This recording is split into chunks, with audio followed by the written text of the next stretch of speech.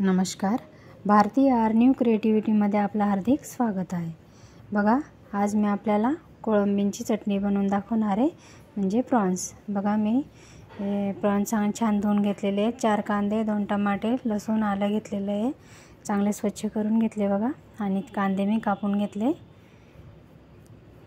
आणि गॅसवरती मी कढई ठेवलेली आहे. तेल न टाकतात त्याच्यात मी कांदे टाकून दिले पहिले. आता थोडंसं तेल टाकते. कांदे छान असे ब्राऊन होऊ द्यायचेत आपल्याला.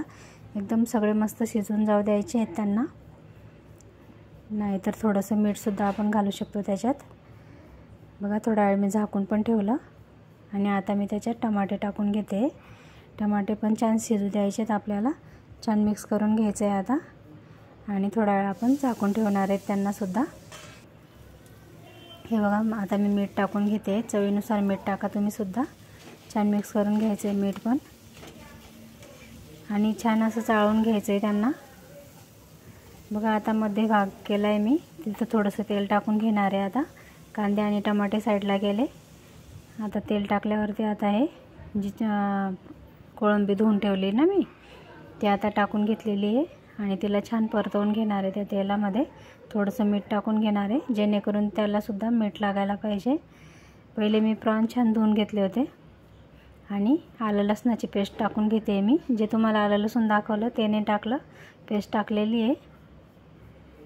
आणि प्रॉन्ससुद्धा मी आधी मस्त निंबू मीठ लावून धुवून घेतलेले आहेत.